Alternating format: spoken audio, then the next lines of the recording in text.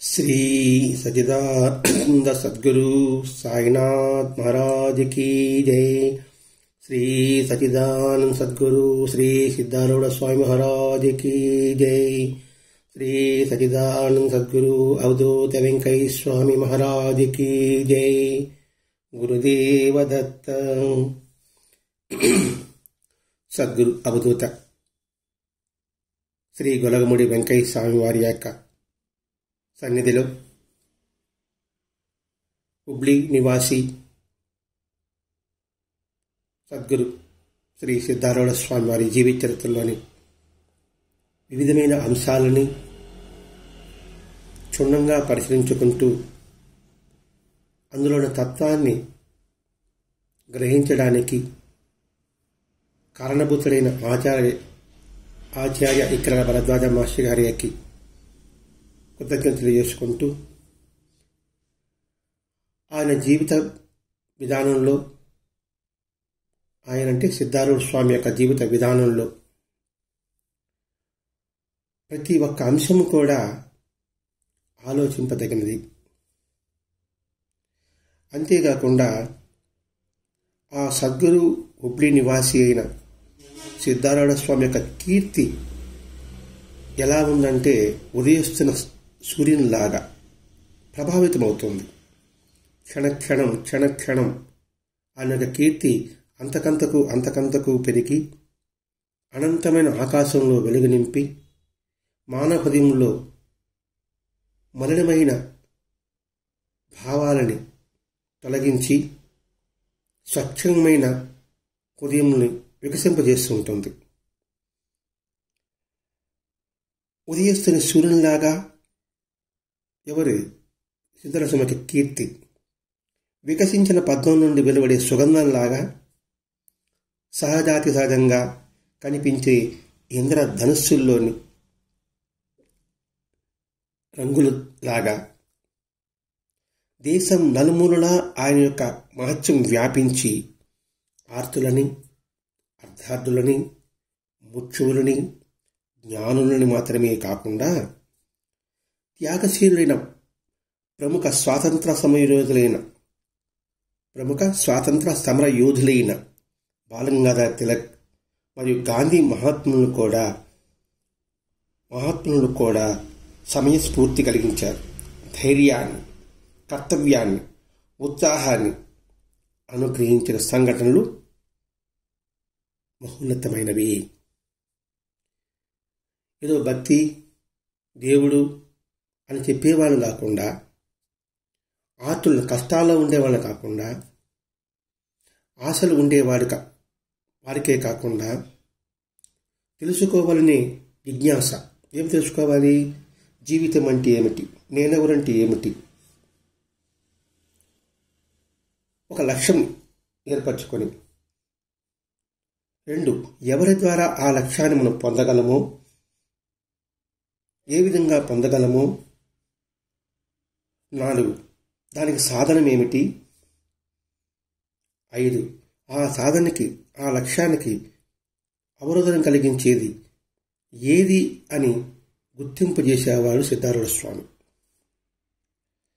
ముముక్షువులకి, జ్ఞానులకి వారు తెలుసుకున్న జ్ఞానం ఇంకా వృద్ధి పొందాలి, ఇంకా అందులో పరిపక్వ చెందాలి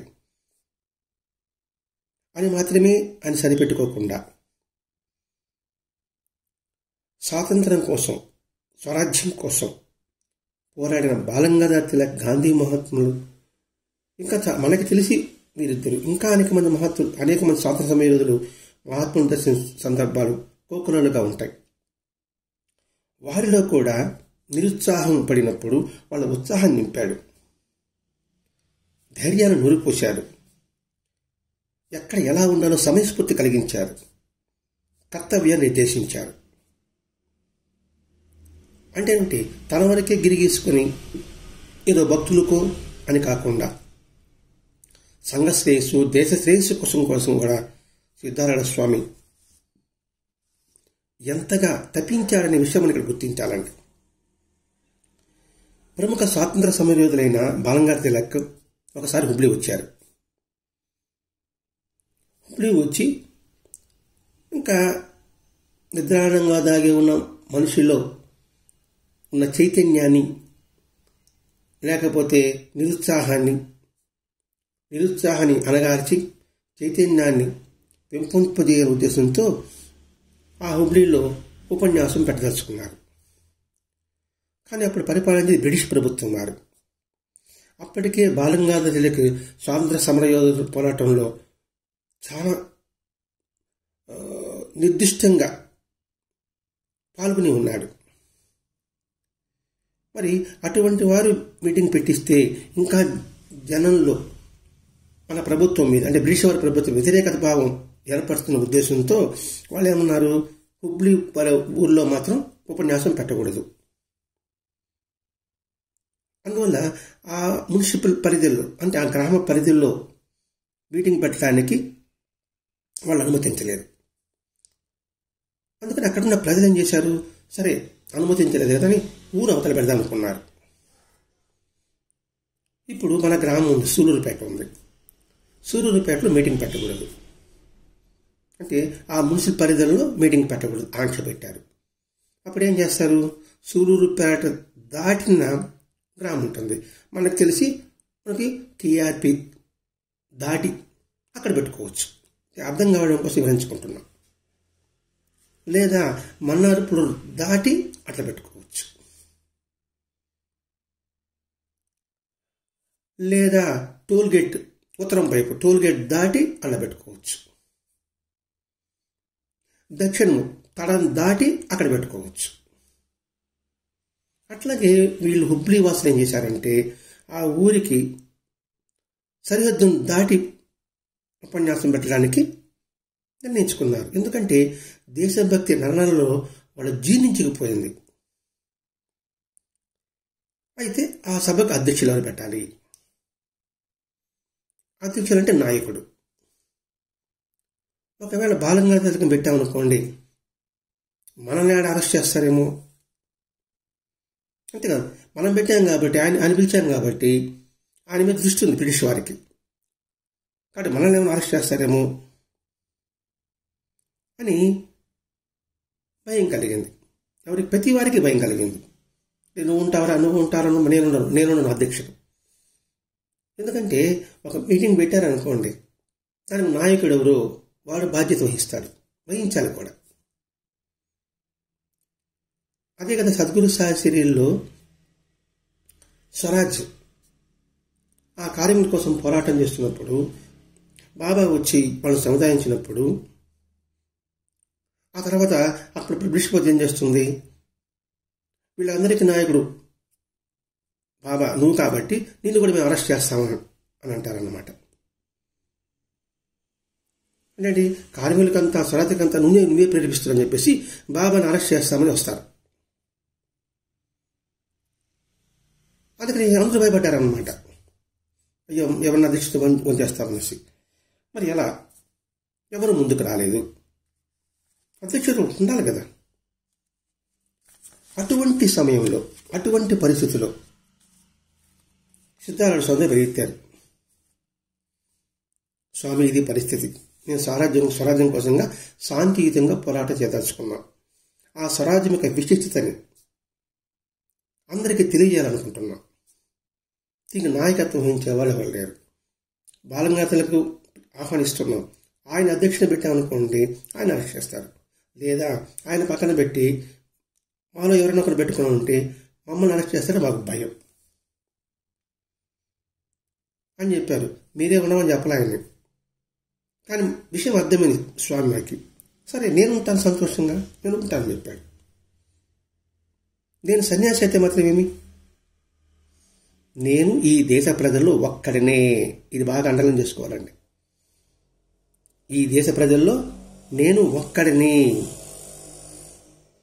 నన్ను వేరుగా చూడవద్దు. సన్యాసి అయినంత మాత్రాన. మహాత్ములు చెప్పిన ప్రతి ఒక్క పలుకులో అంత అర్థాన్ని గమనించాలండి. ఈ దేశ ప్రజల్లో నేను ఒక్కడిని. ఎందుకు పదే పదే నొక్కి చెప్తున్నామంటే, మనలో స్ఫూర్తి కలగాలి. దేశం నాకేమిచ్చింది, వాళ్ళు ఇలా చేశాడే, ప్రభుత్వం ఇలా చేసింది, అలా చేసింది అంటున్నాం. ప్రభుత్వం అంటే ఎవరు? మనమే, ప్రజలమే. దేశం నీకేమిచ్చింది? దేశాన్ని నువ్వేం చేస్తున్నావు? నీ బాధ్యత ఏమిటి? నీ కర్తవ్యం ఏమిటి అని సిద్ధారూఢ స్వామి ద్వారా మనం తెలుసుకోవాలండి. అది కదా మహర్షి గారు, సాధించేంత వరకు సంఘాన్ని తెలపకు, సాధించిన మరుక్షణం సంఘాన్ని మరువకు. ఇక్కడ సాధించిన ఏదైనా సరే ఇది ఒక భక్తి అనే కాదండి. మనలో ఎటువంటి ప్రావీణ్యత ఉందో సాధించామో ఆ సాధించిన తర్వాత సంఘానికి అందించు. అది మాస్టర్ గారు చెప్పిన వాక్యం అంతరార్థం. ఇక్కడ స్వామి అలా చెప్తున్నాడు, నేను ఈ దేశంలో ఒక్కడినే.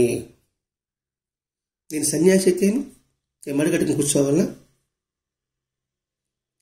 అంటే ధర్మం కోసం పోరాడు, సత్యం కోసం పోరాడు, సత్యంతో పోరాడని సహకరించు. ఇవన్నీ మనం అనుభవించుకుంటూ రావాలండి. అంతఃశత్రువులను జయించడం ఒక్కటే సన్యాసి కర్తవ్యం కాదు. ఇది కూడా అండర్లైన్ చేసుకోవాలి. అంతఃశత్రువుని జయించడం ఒక్కటే సన్యాసి కర్తవ్యం కాదు. అంటే ఏమిటి? నాకు అరిషడ్వర్గాలను జయించుకుంటూ నాకు లాభం పొందడం కాదు. అతను బాహ్య శత్రువులను కూడా ఎదుర్కోవాల్సి వస్తుంది. అంటే ఏంటి? నువ్వు అంతఃశత్రువుని గెలిచావు, ఓకే, నీకు నువ్వు వదిలింపబడ్డావు, సంతోషమే.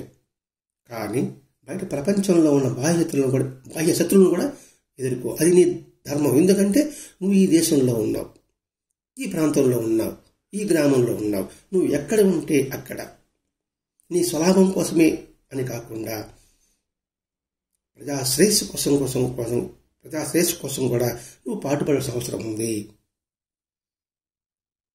అని అంటూ స్వామి 30 కోట్ల ప్రజల స్వాతంత్ర్యం కోసం తనకు తానుగా అర్పించుకోగలిగినది. తనకు తానుగా అంటే ఎవడు చెప్తే బాలంగా చేయలే, తనలో ప్రేరణ కలిగింది. 30 కోట్లు, అప్పట్లో 30 కోట్లు, ఇప్పుడు 130 కోట్లు. మన దేశ జనాభా ఇప్పుడు 130 కోట్లు పైచిలుకు. అప్పట్లో 1800 ప్రాంతాల్లో 30 కోట్లు. తనకు తానుగా అర్పించుకోగా లేనిది, ముందు వెనక ఎవరు లేని ఈ సన్యాసికి భయం ఎందుకు? చూడండి, బాలంగాతల కంటే కుటుంబం ఉంది, భార్య ఉన్నారు, పిల్లలు కూడా ఉంటారు, అలాగే తల్లిదండ్రులు, బంధువులు, మిత్రులు అందరూ ఉంటారు. తనగా ఈ దేశ కోసం స్వాతంత్రం ఆయన ఒక్కడి కోసమే, బాలంగాతలకు ఒక్కడి కోసమైనా కాదు, యావత్ ప్రజానీకం కోసం. ఆయనే ఆ సాహసం చేయగా సన్యాసిని నాకెందుకు, ముందుకు నా వెనక నాకెవరు ఉన్నారు, నాకెందుకు భయం? నన్ను అరెస్ట్ చేస్తే నాకు ఎవరి భయము లేదు, ఎవరి పదం, అది బ్రిటిష్ ప్రభుత్వం కావచ్చు, దేవతలు కావచ్చు, ఇంకెవరైనా కావచ్చు కాక, ఎవరి ఆంక్షలను నేను లెక్క పెట్టను. నాకు అడ్డొచ్చాడు, నాకు డోంట్ కేర్. ఎందుకంటే నాకు మఠమైనా ఒకటే, జైలైనా ఒకటే. నేను మఠంలో ఎలా ఉంటాను, జైల్లో కూడా అలాగే ఉంటాను. నేను మఠంలో ఏమైనా సకల సౌకర్యాలు అనుభవిస్తున్నానా? లేదు. ఈడ కూర్చొని అక్కడ కూర్చుంటాను, ఇక్కడ ధ్యానం చేసి అక్కడ ధ్యానం చేసుకుంటాను, ఇక్కడ ప్రజలను అనుగ్రహించి అక్కడ ప్రజల్ని అనుగ్రహిస్తాను.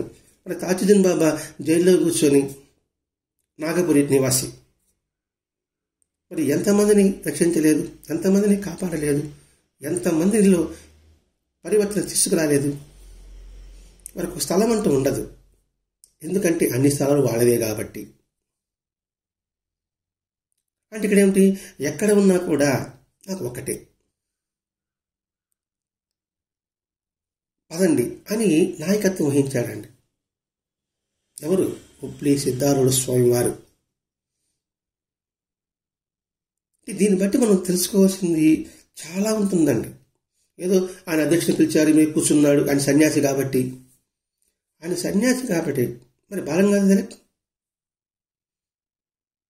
అందుకే సాయిబాబా ఫకీర్ కాబట్టి ఆయన రోజు కొంచెం డబ్బంతా దానం చేశాడండి, మనం గృహస్థులం కదా అని మనం అనుకుంటూ ఉంటాం, అలా అంటుంటాం కూడా. అంటుంటే అంటే మనం వింటూ ఉంటాం కూడా ఎవరిని అంటే. అందుకే భరద్వాజ మాస్టర్ గారు వచ్చారు. మరి భరద్వాజ మాస్టర్ గృహస్థు, ఉద్యోగము,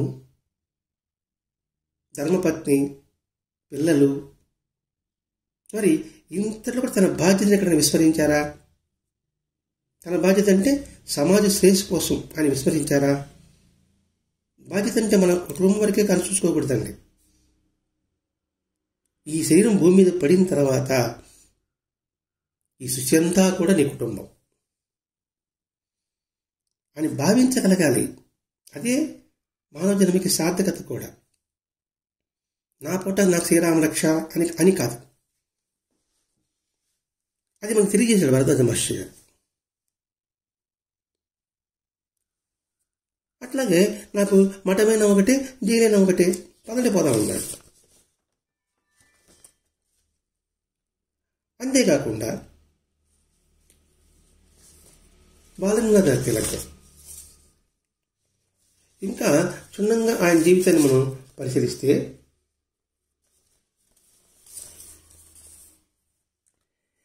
ఒక సిద్ధార్థ స్వామిని కాదు ఎవరు బాలగంగాధర తిలక్ దర్శించింది మనకి తెలిసి గజానన మహారాజు గారిని, షిరిడి సాయినాథుని, అక్కలకోటి స్వామి, ఇంకా అనేక మహాత్ములు దర్శించారట. మనం గజానన మహారాజు చరిత్ర చదివాం. అక్కడ కూడా ఈ ఉపన్యాసం పెడితే గజానన మహారాజు గారు అధ్యక్షత వహించారు. అందుకంటే అందరు మహాత్ముల చరిత్రలు మనం చదవమని మా భాష గారు మనకు అన్ని గ్రంథాలు మనకు అందించారండి. అంటే ఇక్కడ ఏంటి, మన శ్రేయస్సు అంటే సమాజ శ్రేయస్సు కోసం మన వంతు కృషితో పాటు మహాత్ములు, భగవంతుని ఆశీస్సులు కూడా ఎంతో అవసరమని ఇక్కడ మనం తెలుసుకోవాలి. మన శ్రేయస్సు కోసం మహాత్ముల ఆశీస్సులు కావాల్సిందే, భగవంతుని ఆశీస్సులు కావాల్సిందే. అలాగే సమాజ, దేశ, ప్రపంచ శ్రేయస్సు కోసం కూడా నీ వంతు కృషి చేయవాలి. ఆ కృషికి కూడా మహాత్ములు, భగవంతుని ఆశీస్సులు ఎంతో ఎంతో అవసరము.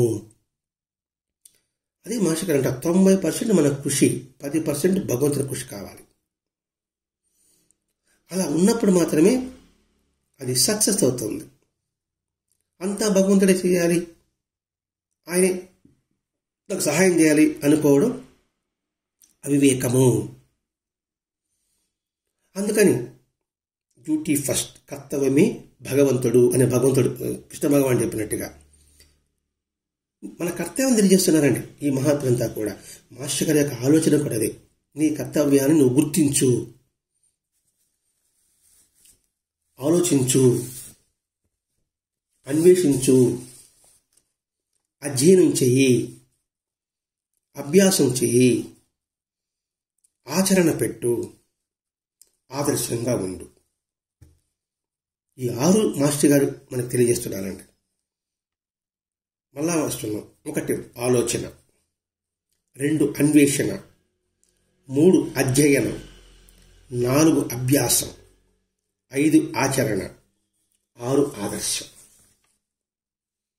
ఈ 6టిని మనం వశం చేసుకోగలిగితే మన జీవితం ధన్యం. అంతేకాకుండా బాలగంగాధర తిలక్ షిరిడి సాయినాథుని దర్శించినప్పుడు స్వాతంత్రం వస్తుందా అన్నప్పుడు సమయం ఉంటుంది ఆగు అన్నాడు. అంటూ బాబా ఏమన్నాడు చూడండి, ఇప్పటి వరకు ఇతరుల కోసం నువ్వు శ్రమించావు, ఇప్పుడు నీ కోసం నువ్వు శ్రమించు, నీ ఉన్నత కోసం నువ్వు పాటుపడు అని బాబా చెప్పగానే బాలగంగాధర తిలక్ని అరెస్ట్ చేసి అండమాన్ దీవులు పంపించేశారు. అండమాన్ దీవులు అనుకుంటున్నాం. అక్కడ వెళ్ళిన తర్వాత జైల్లో అయినా గమని కూర్చున్నాడా? గీతా రహస్యాన్ని గ్రంథాన్ని, మహోన్నత గ్రంథాన్ని అందించాడు సమాజానికి. తద్వారా ఆ జైలులోనే శ్రీకృష్ణ భగవాన్ యొక్క సాక్షాత్కారం లభించింది బాలగంగాధర తిలక్కి. చూడండి, బాలంగ తిలక్లో నిస్వార్థమైన సేవ, మహాత్ముల ఆశీస్సులు దాంట్లో కలిసింది. మహాత్ముల ఆశీస్సులు కలవడం వల్ల సాక్షాత్తు భగవంతుడే బాలంగ తిలక్ దర్శనం ఇచ్చారు. ఆయన దర్శనం కావాలని నేను కోరుకోలేదు. అంటే జైల్లో ఉన్న ప్రతి క్షణము కూడా ఎలా సద్వినియోగం చేసుకున్నారు. అయ్యో జైల్లో పడేశారే, నేను బాబాను దర్శించాను కదా, గజానన మహం దర్శించాను కదా, అఖిల ప్రసాద్ దర్శించాను కదా, సిద్ధార్థం దర్శించాను, ఏమిటి వాళ్ళ ఆశీస్సులు ఎలా అయిపోయింది అని దిగులు చెంది గమని కూర్చున్నాడా కాడు చేరు కట్టేసుకొని?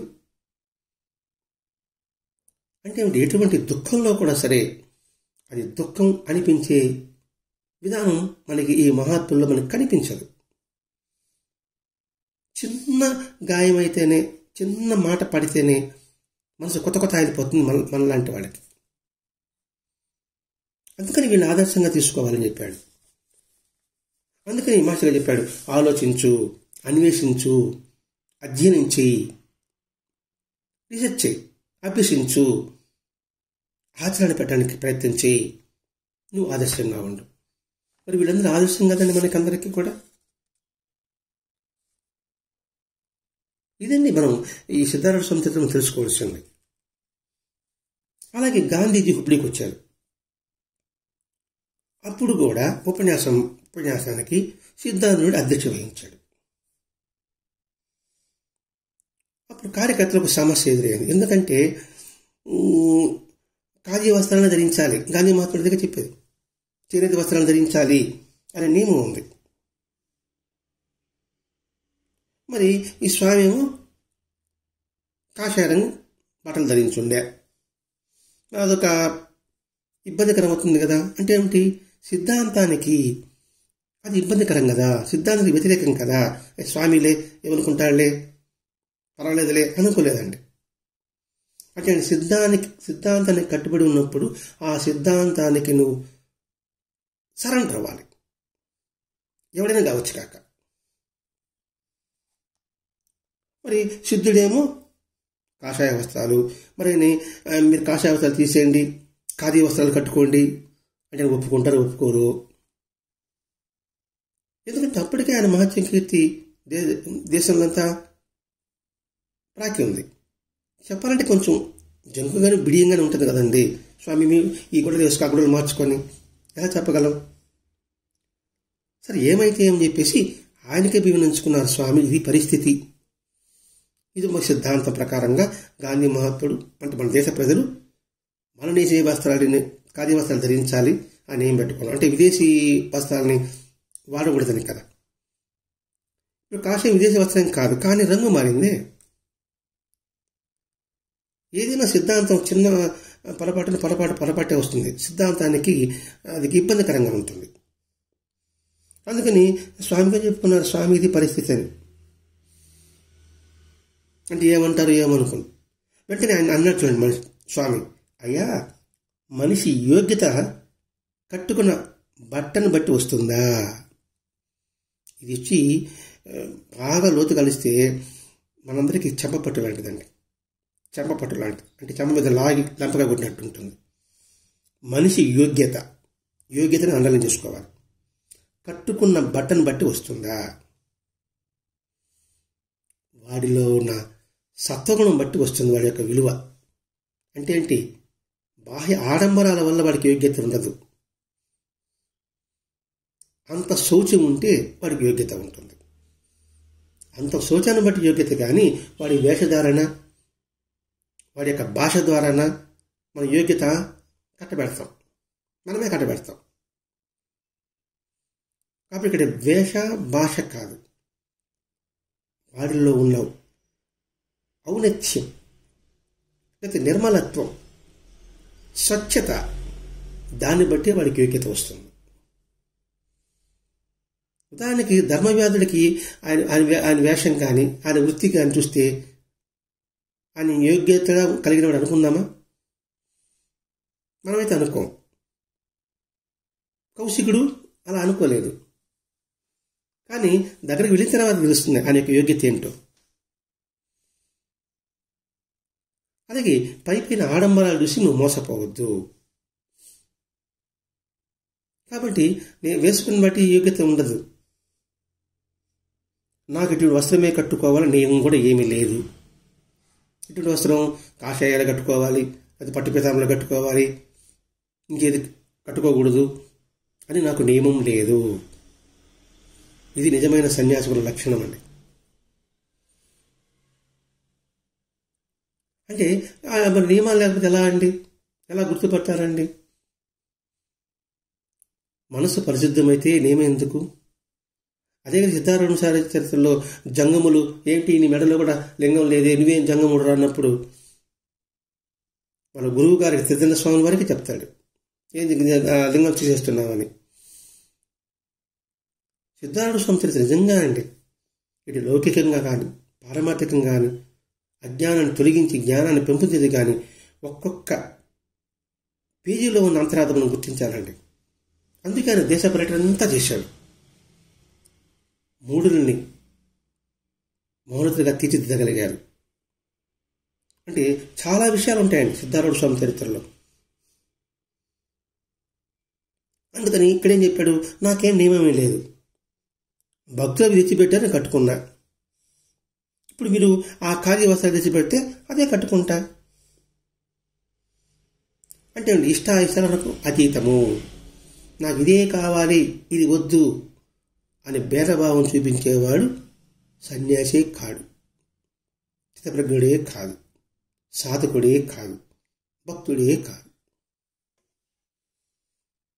అందుకే మన అభిప్రాయాలకు తావివ్వకుండా, ఇష్టాయిష్టాలు లేకుండా బాబా చెప్పిన సూక్తుల్ని మన జీవితం రంగస్థలంలో ఆచరించడానికి అనువైన స్థలము అంటాడు జనార్దన్ గల్వంకర్. ఎప్పుడైతే నువ్వు సరెండర్ అయినావు, నీవే దిక్కుని చెప్పిన తర్వాత మరి నీకు ఇష్టం ఏంటి, అభిప్రాయం ఏమిటి? వాడు భగవంతునికి సరెండర్ అన్నారు, ఎవరు? సిద్ధారూఢ స్వామి. కాబట్టి ఇష్టాచరం లేదు, మనము బాబాకి సరెండర్ అని అనుకుంటున్నాం. సరెండర్ అవ్వలేదండి, అనుకుంటున్నాం. అలాగే భరద్వాజ మహర్షి గారు కూడా మా గురువు గారు అనుకుంటున్నాం, కుంటూనే ఉంటాం అంటే కుంటూనే ఉంటాం, బాగా ఉన్నాం. కుంటుకుంటూ ఉంటే నడక ఎలా సాగుతుంది? కాబట్టి భరద్వాజ మహర్షి నా గురువు అని నేను భావించినప్పుడు ఎటువంటి ఆలోచనలు అభిప్రాయాలకు తావు ఉండకూడదు, ఇష్టాయిష్టాలు అసలు రాకుండా ఉండకూడదు. ప్రతి ఒక్కటి ఆయన యొక్క నిర్ణయము అనే ఆలోచన రావాలి, ఆ భావం రావాలి. అందుకంటే మొట్టమొదట ఆలోచన, తద్వారా భావాలు, తద్వారా వాక్కు, తద్వారా కర్మ. ఇది స్టెప్ బై స్టెప్ అండి. ఇందులో నిజాయితీ ఉండాల, చిత్తశుద్ధి ఉండాల, శ్రద్ధ ఉండాలి. ఎంత చక్కగా వివరిస్తున్నాడే భరద్వాజ మహర్షి గారు మనకి. కానీ ఇక్కడ ఏం సిద్ధారూఢ చెప్పాడు, అదే తండ్రి నేను కట్టుకుంటానన్నాడు. ఆ విధంగా ఖాదీ బట్టలు కట్టుకుని సిద్ధారూఢ స్వామి గాంధీ సభకు అధ్యక్షత వహించారు. దాదాపు ఆ పద్యనా ప్రాంతంలో అప్పటి ఫోటోలు కొన్ని గ్రంథాల్లో ఉన్నాయి. ఏది బాలంగారు తెలకు సిద్ధారూఢ స్వామి ఉన్నది, బాలంగారు తెలకు గజానన మహారాజు ఉన్నది, బాలంగారు తెలకు సాయిబాబాతో ఉన్నది. అలాగే గాంధీ మహాత్ముడు ఈ సిద్ధారూఢ స్వామితో ఉన్న ఫోటోలు కూడా గాంధీ మహాత్ముడు బాబాను కూడా దర్శించారని వినికిడి ఎవరు చెప్పగా, అది మాస్టర్ గారు మన గ్రంథంలో ఎక్కడ మనకి పొందుపరచలేదు. అంటే మాస్టర్ గారికి ప్రమాణం లేని రాయడు. అందుకని మాస్టర్ గారు ఆయన కూడా దర్శించుండొచ్చు. ఎందుకంటే 1918 వరకు బాబా ఉన్నారు కదా. మరి స్వాతంత్ర సమర పోరాటం ఎప్పటి నుంచి జరుగుతుంది? అందుకని బాబాను కూడా దర్శించి ఉండవచ్చు అంటాను. మాస్టర్ గారు కూడా ఉండవచ్చు అని చెప్పాడండి. ప్రమాణంగా అంటే గ్రంథంలో దాన్ని మనకి అందించుండేవాడు. బాలంగారి ప్రమాణం ఉంది కాబట్టి 1917 ఫలానా నెల అని కూడా మాస్టర్ గారు రాస్తారు సాయి సంగతి గ్రంథంలో. కాబట్టి మహాత్ముని స్వాతంత్ర సమరపరైన గాంధీజీ బాలంగారి లెక్క దర్శిస్తే మరి ఈనాటి మేధావులు, ఈనాటి నాగరికత, ఈనాటి సనాతన ధర్మము, హిందూ ధర్మము అనుకునేవాళ్ళు ఇటువంటి మహాత్ముల్ని హేళన చేస్తున్నారు. సిద్ధారూఢ స్వామిని అటువంటి వాళ్ళని, వెంకయ్య స్వామి, షిరిడి సాయిబాబాని. మరి గాంధీ మహాత్ముడి కన్నా మేధావులా ఇప్పుడు ఉండేవాళ్ళు? సనాతన ధర్మం కోసం పోరాడేవాళ్ళు, హిందూ ధర్మం పరిరక్షణ అనుకునేవాళ్ళు. బలంగా తిలక్ కన్నా కూడా త్యాగబుద్ధి వాళ్ళలో ఉందే. ఇది మనం తెలుసుకోవడానికి వివరించుకుంటున్నామండి. ఇక్కడ ఎవరి మీద ద్వేషము భావంతో కాదు, ఎవరిని విమర్శించే భావం మాత్రం కాదు. మరి అటువంటి మహాత్ములే వాళ్ళ ఆశీస్సులు పొందగా, మరి ఇప్పుడుండే తూనాబుడ్డు లాంటి వాళ్ళంతా కూడా ఓనామాలు తెలియని ధర్మం గురించి తెలియని వాళ్ళంతా కూడా బాబాని, సిద్ధారూఢ స్వామిని, వెంకయ్య స్వామిని ఇట్లాంటి మహాత్ముని విమర్శించడం ఎంతటి మూర్ఖత్వం అని మనం జారి పడ్డాలి వాళ్ళ మీద. భగవంతుడా వాళ్ళ యొక్క మనసును మార్చని భగవంతుడు మనం ప్రార్థించాలి. ఇప్పుడు ఈ గాంధీజీ మహాత్ముడు బాలంగారు లేకు స్వామి ఆశీస్సులు తీసుకోవడం వల్ల దీన్ని బట్టి మనమే తెలుసుకుంటున్నాం. ఎక్కడ ధర్మం ఉంటుందో అక్కడ మనం ఉండాలి, ఎక్కడ సత్యం ఉంటుందో అక్కడ మనం సహకరించాలి. అంటే ఏంటి? వ్యక్తి శ్రేయస్సుతో పాటుపడకుండా, అంటే వ్యక్తి శ్రేయస్సుకే పాటుపడకుండా, అంటే నాకు నేనే ఉద్ధరింపబడని పాటుపడకుండా మన కోసం మనం పాటుపడాలి. సంఘ శ్రేయస్సు మర్చిపోకూడదు. దేశ శ్రేయస్సు కోసం కూడా పరితపించాలి. అందుకు మన వంతు కర్తవ్యాన్ని బాధ్యతగా నెరవేర్చాలి. సమతాభావం, మమతానురాగం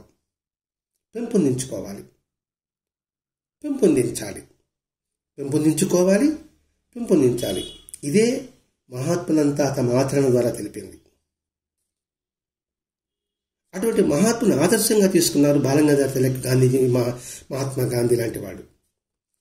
వారిని ఆదర్శంగా తీసుకుని మన జీవన విధానాన్ని, జీవన శైలిని తగు విధంగా మార్చుకుని సత్య ధర్మ పదంలో, త్యాగం అనే బాటలో నడవడమే మన తక్షణ కర్తవ్యం. ఇదే మనందరి మాస్టర్ అయిన ఇక్కిరాల భరద్వాజ మాస్టర్ గారు తన జీవితం ద్వారా మనకు బోధిస్తూనే ఉన్నారు. భరద్వాజ మాస్టర్ గారు ఎన్ని ఆశ్రమాలు ఆయన సందర్శించలేదు, ఎంతమంది మహాత్ములు ఆయన సేవించలేదు అనేది ఇక్కడ మనం గమనించాలి. కాబట్టి భరద్వాజ మాస్టర్ గారు తన జీవితం ద్వారా మనకి బోధిస్తూనే ఉన్నారు. భూత, వర్తమాన, భవిష్యత్తు కాలంలో కూడా. కాబట్టి ఇలా ఇటువంటి భావాన్ని అలవర్చుకోమని మన పెద్దలు 2 శ్లోకాలు చెప్పున్నారు. ఒకటి, సర్వే జనా సుఖినో భవంతు, లోకా సమస్తా సుఖినో భవంతు. ఇది మనం గుర్తించవలసింది.